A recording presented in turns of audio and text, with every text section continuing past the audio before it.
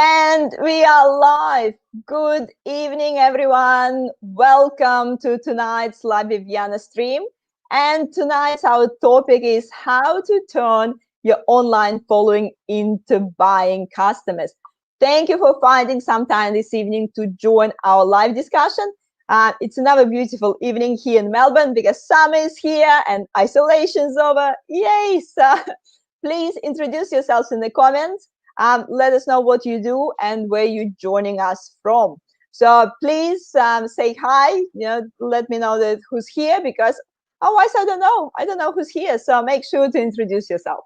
So if you are new to my live show, I'm Yana Martens and I'm a video confidence coach.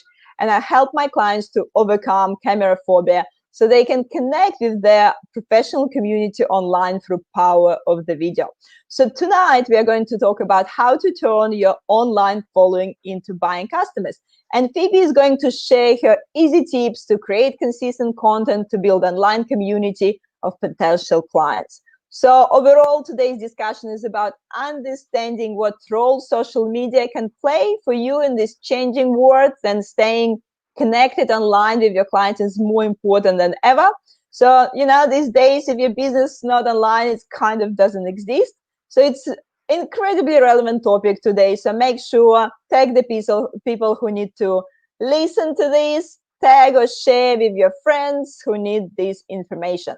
So before I pass it over to Phoebe to introduce herself, I just want to remind you that we are going live on LinkedIn, Facebook, and YouTube. So to watch the replays, you need to subscribe to my YouTube channel and switch off notification bell, or you can follow Live with Yana hashtag on LinkedIn. So I'm going live every Wednesday at 5:30 p.m. Melbourne time with various experts from my network, talking about all the things effective communication online, LinkedIn, personal branding, content marketing. So we are going to answer all your questions from all the platforms. So please make sure ask as many questions as you want. And the most active participants will also receive a nice surprise at the end of the stream.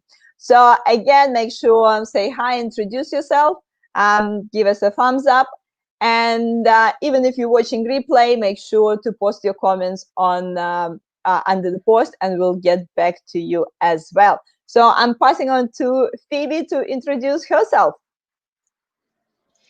Hi everyone, so good to be on live here today. And Yana, thank you so much for having me on your show. I'm super excited to be sharing this with you guys because I really feel that 2020 was a year like none other. And it is such a pivotal time that if you haven't already tuned into the latest, then you'll probably start to see that trend or that change happening anyway. Because at the moment, with things being more and more online, people are actually becoming more active in online communities. And so the topic that we are talking about today is all about like how you can actually grow your business and turn your online following into buying customers. So that's essentially what we'll be talking about today. And maybe just tell us a few words about you, Phoebe. Yeah, so I'm a social media marketing expert. So I recently just published a book called Redefining Business Success. It's actually a co-author series where I talk about slave to the gram. And apart from that, I also run workshops and online training and webinars. Normally, pre-COVID times, I'd be doing a lot of speaking and engagements, in-house and doing live trainings and stuff. But predominantly, I run a lot of social media workshops and live trainings and webinars. And I show people how to show up online and to thrive and shine in business, which is all about, pretty much relationships, connections, and building trust online. Perfect. Thank you, Phoebe. So we have Sandra's here with us today, and Devendra is joining us from India as well. Thank you guys for saying hi in the comments. And also, I have a question for everyone who's listening today. Are you actually part of any online community? Because we all know for the last 7 months, we didn't really have that much chance to go and socialize with people, especially here in Melbourne. And a lot of the events been moved online. So now you might be a part of BNI and it's all online. Or maybe you start joining some other online events, and you feel like you build this online community and you actually feel some sort of belonging. So let us know. Let us know if you experienced something like that, particularly in the last year, and actually became part of any particular online community. And also, to be exact, maybe you really like to be part of some Facebook group or LinkedIn group. Yeah. So are you part of one of those? And I mean, by part of those is actually engaging and, connecting with people there and asking questions. So let us know. And, Phoebe, I actually want to ask you, do you have, what was your first Facebook group that you you joined and really enjoy being part of it? Well, funnily enough, in 2017, I remember when I first started becoming a coach and showing people, how to build their own marketing funnels and things like that. My marketing strategy was Facebook groups, and I didn't run that many ads because back then I, didn't understand Facebook ads the way I do now when I was still new to it. So I was running ads and posting in groups. And I found that my favorite groups were the ones that were actually aligned with my own values and what I do and, what I'm about. So I was loving like-minded bitches drinking wine. It's actually a really big community on Facebook. And LMBDW is like a known community. Like they actually have events in Melbourne. They would have nights where you can catch up for drinks and meet other women in business or like-minded women with wine. And so that was one of my favorite groups before I created my own. And essentially, when I created my own Facebook group, Thrive and Shine in Business, I found that my own marketing spend didn't really need to be that much because I was predominantly building my community, building my following, building my brand to people that already knew me. And over the last 2-3 years, that group has grown, and I've now got 1,500 really tight members in there. It's not like a massive 20,000 people group. It is still considered large, but it's a community. It's actually people that engage with one another, that regularly post their content and their promotions and things like that in there. And it's actually a community where people are connected and they feel like they're part of something. Sandra is saying that she is part of several LinkedIn groups, but not active active on them, and some of the Facebook groups as well. I must say, LinkedIn group, I wouldn't say that LinkedIn group been that active in general. I feel like LinkedIn is still a bit behind in terms of creating this engagement in the groups, and don't have that as many features as Facebook groups actually do. And they're easy to follow. You can create posts easily and communicate, easy go live in the groups and so on. Where LinkedIn, I feel like it's still a bit behind in a way. But I guess the good thing about it that now, if you're on LinkedIn, you can listen to Phoebe with everything that she's done on Facebook and be ready to implement it on LinkedIn, because it's coming. It's every social media kind of repeating itself in some way. So I do believe that LinkedIn groups will become more active as we go, as algorithms change. But Phoebe, Absolutely. do you want to give us a few, let us know some benefits of actually creating these online communities, and I guess in your case, particularly Facebook groups. What are the benefits of actually have them?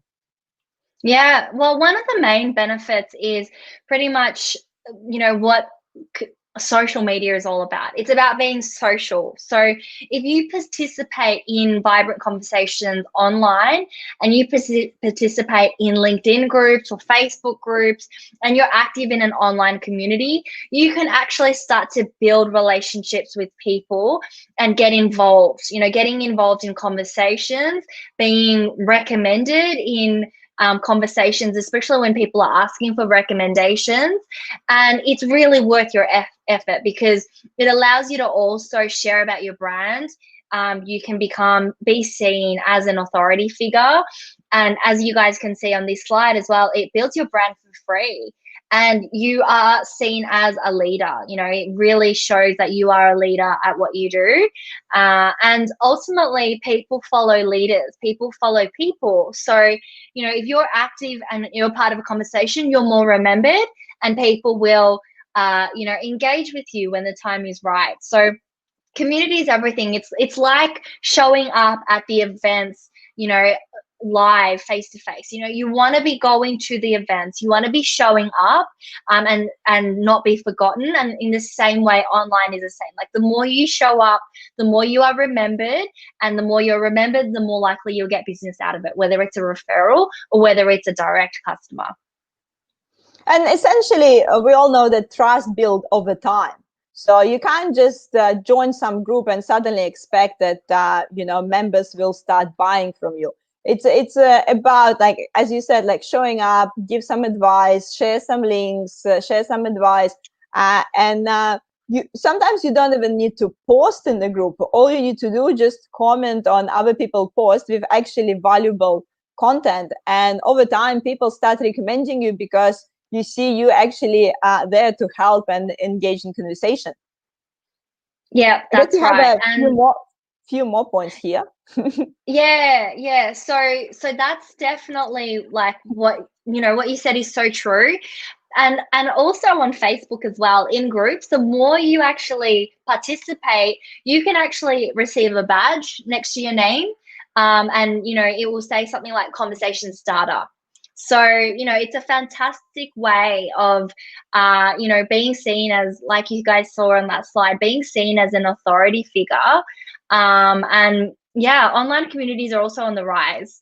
And like, if we go back to that slide just now that you popped on, Yana, one thing that I really want to, I guess, really put a lot of emphasis on is the fact that we are now seeing that people are moving away from the broadcast itself. So social media users who are, all about like broadcasting them, me, that's not as valued as when you are about community, sharing, giving value, giving people information, sharing your knowledge, and building conversations. Like that's actually more preferred by the algorithm and also by people, just general human psychology.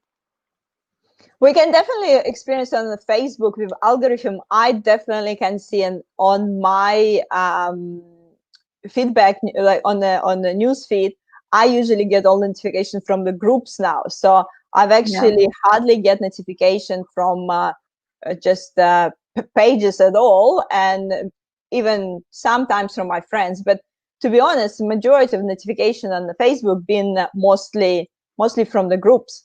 Dean is asking, LinkedIn groups serve different purpose for some people. What do you think? So do you feel like LinkedIn group is a bit different when we comparing with the Facebook?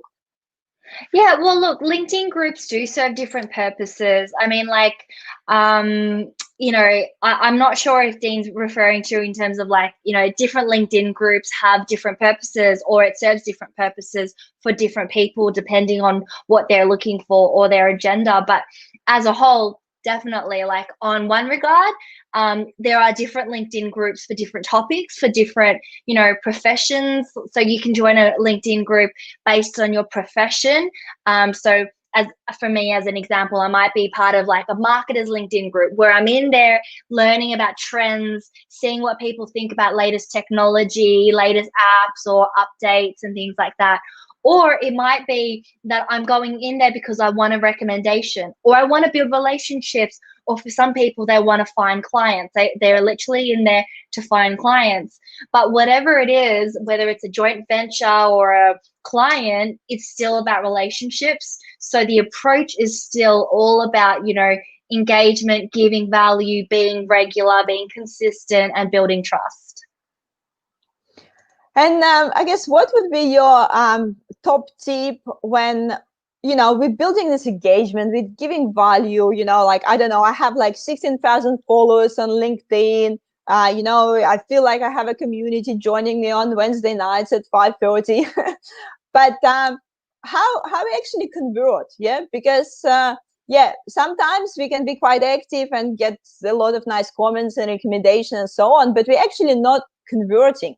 So what would be your actually top tips to actually convert your online following into buying customers? Well, converting is all about your funnel. So it actually all comes back down to your marketing funnel, which is very it's something that is very, I guess,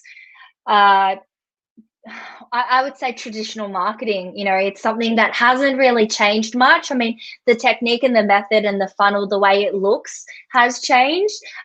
People, and I remember 3 years ago, it was all about click funnels. It was all about having your landing pages on click funnels and things like that. And then people started to move towards events. And in 2020, the funnel became the webinar strategy. It became how you market on Zoom and how you sell on webinar.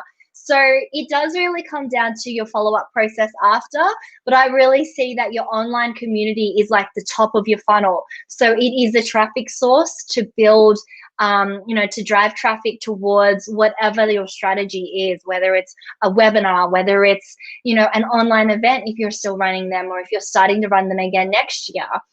And essentially, how you build trust online will revert back to how solidly that conversion happens at the other end of the funnel. So how you do things at the start and also at the end are like the two most important components. So would you say online community, it's your awareness stage of the marketing process? Yes, absolutely. And it's also the reminder as well of what you're about, who you are, that you exist, because people might go into your marketing funnel but not convert, or not convert the first time at least. And and then they're in your funnel. So they're, you've got their email, or you've got them in your database, or maybe you've got them in another of your own online community. But I think that the most important part is that you are always consistent in that main community where you captured their attention, because then they remember you. So you never want to, as an example, disappear from a community, even if you're thriving in business, because you never know the day when you need customers again. You're not going to be able to just, at the click of a button or at the flick of a switch, get that straight away. It is about that regular, consistent, value-giving relationship that you're building. Yeah, so you can't just pop in, when you need customers and quickly grab them. So it's, again, so it's about the consistency. And as we discussed, consistency builds trust. And, Dean definitely agree with this. So Steven is here. Actually, Steven asking, does anyone use LinkedIn groups? Small business people, particularly more mature ones, typically use Facebook in the manner that they should be using LinkedIn. Would you agree? Yeah, I mean, small business owners typically use Facebook in a manner that I think how we use Facebook is definitely going to be different to how we use LinkedIn, because at the end of the day, they are different platforms. There is a little bit of a trend, or not so much a trend, but we're seeing a rise in the way people are posting in LinkedIn, and it's becoming more casual. There's more emojis. It's less like text that you're reading direct from, an article, as an example, and it's more colloquial and things like that. So people are switching up the way they use LinkedIn, but I think we do have to be mindful of the differences of the two platforms, and spend a lot more time in the platform where your community and your potential customers are, and see how they engage and how they communicate. So I really look at these groups as though you're literally walking into a community. So if you were to go traveling and you went from like, let's just say we went from like Germany to Turkey, how would you speak or behave or dress differently? You know, it would be very different in the way you are in Turkey to the way you are maybe in like, you know, the Netherlands or Germany. So, you know, or even in extreme, like going, you know, to China versus Europe, you know, they're totally different cultures. So you want to really be consistent, engage, communicate, and all that, and observe. That's one word that I think is most important. That you observe how people interact and how people communicate, and that, you know, I mean, you don't necessarily. It's not about like blending in, but it's also not about standing out like a sore thumb and, you know, being completely, you know, like completely like left field as well. So Yeah. yeah. I'm glad you mentioned about observing, because sometimes, again, we saw, overwhelming thinking, oh my God, what should I post? What I should, what I should post next, that we actually forget about just listening, observing, and learn more about our clients, about our community, because we can get a lot of information from it instead of just constantly thinking about, oh my God, what I should post next. And yeah, I guess groups can really help with this pretty much market research, because you can see what questions people asking, what they worried about, and so on. I also I also believe that groups became so popular on the Facebook. So as I said, like on LinkedIn is still, I think, growing, because groups always feel more safe. So if you think about it in any in the real life as well, it's one thing that you wanna talk to the public, or you talk to the small group. So you always feel safe talking to the small group of people, in terms of you probably know them a bit better, you know the response, where you can talk to the big audience. And with the big audience, you might be a bit, I don't know, trying, maybe a bit more scared about expressing some opinions and so on. Where in a Yes. smaller Yes. community, you feel a bit safer to maybe express unpopular opinion, or maybe talk about your emotions more. So it's coming back to this trust factor, that then the community is closed, we feel more, then the environment is smaller, group is smaller, we feel more safe, and that's usually lead to the more trust as well. So I Absolutely. actually would And love also, to see, yeah, LinkedIn, how LinkedIn will go with that. yeah, yeah. And also, like, to add to what you're saying as well, it's that like-minded factor too, as well, Yana. It's like, you know, when you're in a group and there, you know, as an example, everyone's an entrepreneur, you can start talking about a bit more like growth-related stuff, you know, where in your, as an example, on your normal Facebook profile, where you've got friends and family that don't speak on that language, or maybe they're not on that wavelength, you might not feel as comfortable sharing about that, or that, you know, won't resonate with as many people. So yeah, definitely that like trust, safetyness, and also the like-minded factor. So also, what would be your tip? For example, when you have a group, and could be on Facebook, could be on LinkedIn as well. Let's talk a little bit maybe on LinkedIn. Yeah. So I do have a group on LinkedIn. I just never use it. So so because my difficulty was, then I created a group, that what I'm sharing on my LinkedIn profile and what I want to share on my group was pretty much the same, and I Mm, feel like I'm just doubling up. So what mm, would be your like advice? Because I feel like, oh my God, I don't have time to create content for my profile and for my group and make it different. I feel like it's the same content in a way. mm. So what's your advice about what to, I don't know, what to choose to post on group and what to post on your profile?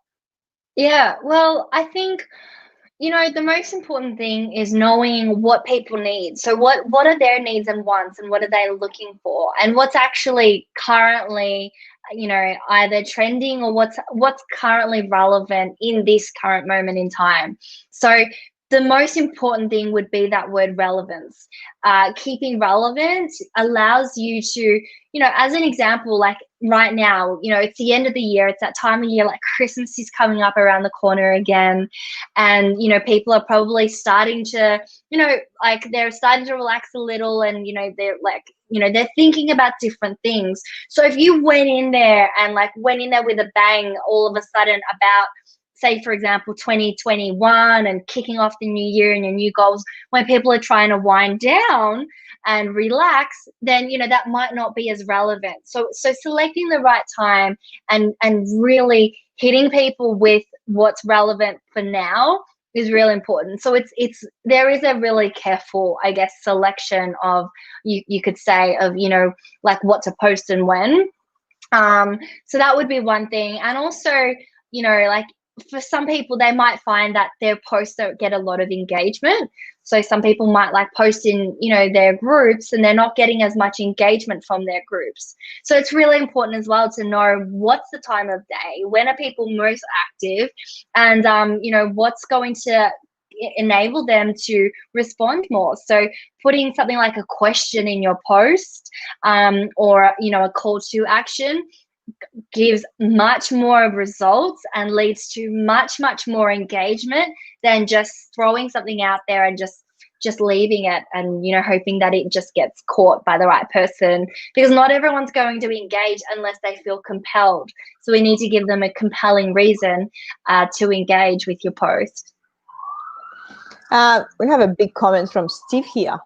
We are finding that we get better organic impressions for the company post on LinkedIn than we do now with the business Facebook pages. Sharing to Facebook group is a great way of gaining greater reach and engagement for posts, but needs to be in non-selling way and often can only be done as a person.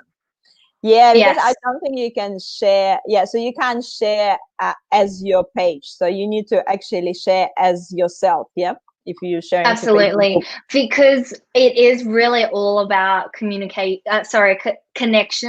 and it's really all about relationships. So like if you post it as a brand or as a business, people don't know who that is. They won't resonate with that unless unless they really knew that brand well and they knew who was sitting behind the brand. But if you're representing the brand and you post as yourself, they immediately already feel a connection because they know the name of the person that's posting. They know who's behind it, that it's not like, someone, from overseas or something, or, an assistant, as an example. They know the name of the person, and even just by looking at your profile picture, they can either like you or not, but very quickly make that judgment. So Facebook pages are dying a little bit, and that's something that, it might be a completely different topic, but Facebook pages compared to Facebook groups, you'll see that a Facebook group is much more effective because Facebook spent millions of dollars on Facebook groups to develop that. And ultimately, there's a lot more engagement. So your post will be seen a lot more in a group than if you share the same post on your profile, on your business page. We'll see what will be predictions with LinkedIn. If LinkedIn gonna spend as much money on building groups and give all these features for LinkedIn groups in the future. But I guess taking consideration how quickly the content grows on LinkedIn and how many more people actually engaging on LinkedIn, I do believe that it will happen probably, because people just can't engage with too much content. Is it too much content? So groups is kind of the way to put this content in a bit of a containers, and you can actually go to particular group to actually consume a particular content, because you can't just get everything on your newsfeed. It's just getting too much. So we'll see. So as we know, LinkedIn quite often go steps of like same steps as Facebook did. So so if you're on LinkedIn, considering having a look at the LinkedIn groups and see, maybe slowly start building it. Just once the features will come up, you already have some sort of basics to start with. So Phoebe, another question when I will ask, what to do if people actually don't engage at all? You know, you created your group, you posting something, you asking questions, and it's crickets. Mm. So That does happen. And, I do know of people that come to me and they say, I've got a Facebook group and no matter what I post, I'm getting crickets. And I guess like one thing that I would say would be like, what are you posting in there? And is it very like, like, is it something that's a bit flaky, that's a bit generic, that, people are seeing too much of? Or is it, is it the topic and what you're sharing? Or is it the way you share? Like, are you using like, a great headline? Are you using captivating images? Are you really, do you know the people's needs, wants, and desires? And are you using a call to action? So that comes from my 5-step authority framework. So that's very, very important. And also, so as you can see on the bottom right, so strong headline, solving a problem, so their needs, wants, and desires, presenting an idea, sharing your story as well via live if you've got that function. So the more Facebook lives or the more video that you share, the more quick people will resonate with you, and actually that relationship will start growing. And then finally having a call to action. But I think the most important component of that is definitely the story. The more you share your story, the more you show up vulnerably, going on video, being live, the more people will quickly gravitate towards you. So that's, that would be, I think, the most important part. I guess you have also here example of the different types of members you would get. Do you want to Yeah. tell us a little bit about this? Yeah, sure. So in a group, whether it's a Facebook group or a LinkedIn group, you're always going to have 4 different types of members.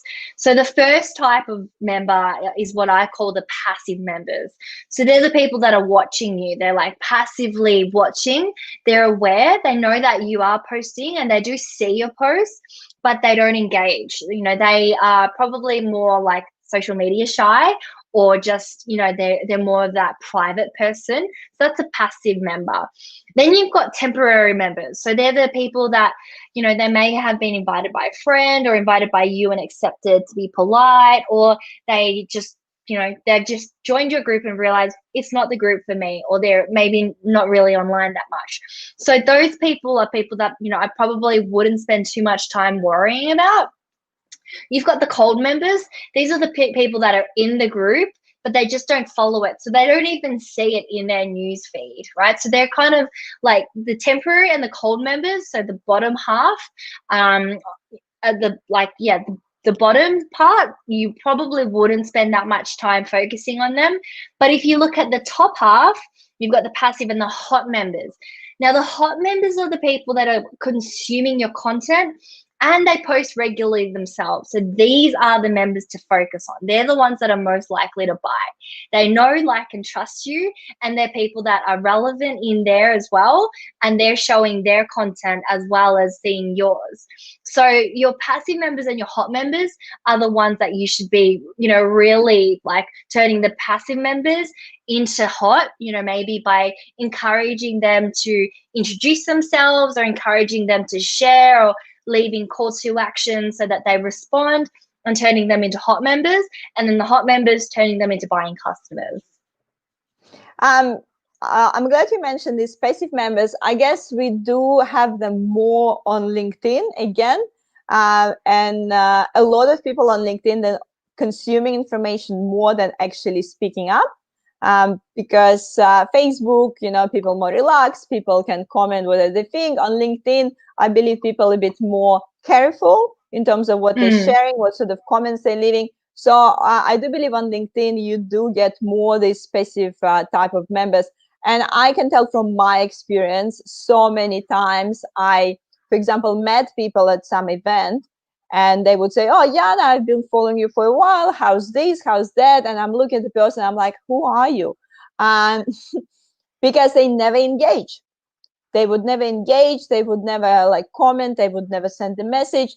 They maybe just like some content, but, they actually not engage. And coming back to to the question about don't be discouraged and it's crickets, sometimes it's crickets. Mm. Yeah, sometimes your strategy wrong and change your strategy, but sometimes it's just because people don't have time to engage and comment on each post, but they still watching, and you Yeah. get a post that maybe performing not as well, some posts that performing better.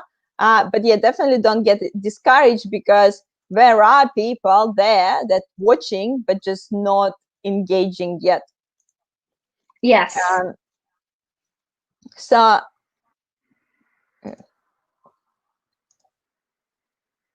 uh, Frank Frank Heavy says, sounds like a dating service. What? That's what I've been told about LinkedIn. Yeah, well, I mean, like, a lot of marketing on social media is like dating. We always say that, you wouldn't ask someone, you wouldn't go from meeting someone for the first time to, say, taking them home without, going through the steps, like going on a date, having all these catch ups, going out for dinner, things like that. So in the same way, marketing is the same. You wouldn't jump the gun and ask someone for business without at first building that relationship. So it is very much like a relationship, and it's an analogy that's often used. So yeah, Frank, that's definitely not unheard of for people to think that. I guess Frank also relating about the dating dating app. Then you match with millions of people, but you don't speak with any. Yeah. Exactly. Din is loving our conversation now. Here we go. How many people there are sitting on the dating apps just to watch and not actually to engage? Here we go. We'll see who will comment. Going completely off the topic there. So, okay.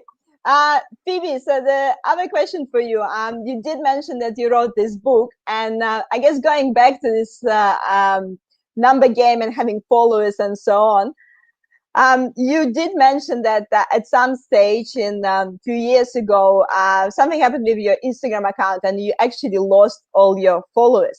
And my question is, did it actually affected your business that, like you already built this community? And it can happen with any of us, we spend all this time and effort, we build this group or we build this profile, and then suddenly it's gone. So, Mm. and we can't really do anything because it's not on our website. It's not, it's somewhere. So how did this affected your business, and what was your takeaways from that? Yeah.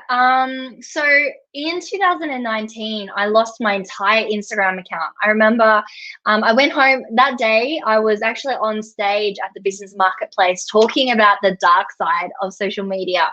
Very, very ironic. And I was live streaming that on Instagram Live. And I came home that night, and that, like, at that time, I think it was like my third year in business as a social media coach, and I had about 3,000 people on Instagram, and I was really focusing a lot more on Facebook, but posting daily, like posting daily content, really immaculate Instagram grid, because for anyone that knows me, I am a bit of a visual, I guess, like OCD, you could say. Like, visually, I was very, very, like, perfectionist. And I realized that when I lost my Instagram account, and I went like down to 0 followers on Instagram, I remember at the time I was like, oh man, this is going to damage my brand. Like, I'm taking care of people's Instagram accounts and social media accounts, but I don't have one to share anymore because mine had like just been disabled, and either deleted or just disabled or taken down for whatever reason. Obviously, like a year later, there's a lot more to be revealed with that, and that's actually in my book. But what I discovered was, now in 2020, and thankfully because of COVID, I actually focused a lot of my efforts onto all 3 platforms, so Facebook, LinkedIn, Instagram, and I've now grown my Instagram account to 21,000 followers. So that's like healthy and steady. But I realized that, like, during that time when I lost Insta, that I actually had no drop in my income. So my revenue was actually the same, and it did not financially affect me as much as it did probably more like emotionally. Because, at the end of the day, like if we lose all our content, it is sad. Like we spent a lot of time creating that, making it look beautiful and putting inspiration and stories in there. But it made me realize just how important my community and my marketing funnel really was, and how glad I was that that was strong and healthy and there and it existed. Because I know a lot of people who, if they lost Facebook or Instagram in a heartbeat, they would probably lose a lot of business, because everything that they have sits on those platforms. So one thing that I talk about in the book is like how to set yourself up so that you don't, if in case that ever happened, you did lose an account or a platform, that you don't lose your revenue and your income stream, and also how to not be, which is why the actual title of my chapter in the book is called Slave to the Gram. So how to not be a slave to your social media platforms, whether it's LinkedIn, Facebook, or Instagram. Because when I lost it, I realized, wow, I was spending a lot of time every single day posting, commenting, hashtagging, and all that. And at the end of the day, it was all gone, and so what really mattered was not so much some of the things that I thought really mattered. And so that's in my book, Redefining Business Success. It's available now. It actually got released last month. And we do have like a launch in January as well for that book, for anyone that's in Melbourne and wants to come to the actual book launch. That's a perfect story. And then Dean staying for the story. He wanted to go, but we kept them going. So Dean is still with us. I really like the fact, because I do believe we are, especially those who sitting on the social media for a long time, we are guilty of emotionally get attached to our profiles. I probably would be really upset if I would lose my LinkedIn profile, honestly. It would be heartbreaking, after it was like a breakup. Yeah, it was like a breakup. It was devastating. Like I really had to take that night to like let that one go. It was a hard hit. And just like a breakup, it was like, for days, weeks, months, it had its after effects, but it's not the end of the world. Yeah, so now definitely it would be a good lesson, guys. Again, like going back to your basics, understanding what you're actually trying to achieve with the groups, and trying to understand what you want to do. And the exciting part of our show is a giveaway. I'll make sure I'll drop the link to Phoebe's book in the comments as well. So if you want to check it out as well, it will be in the comments.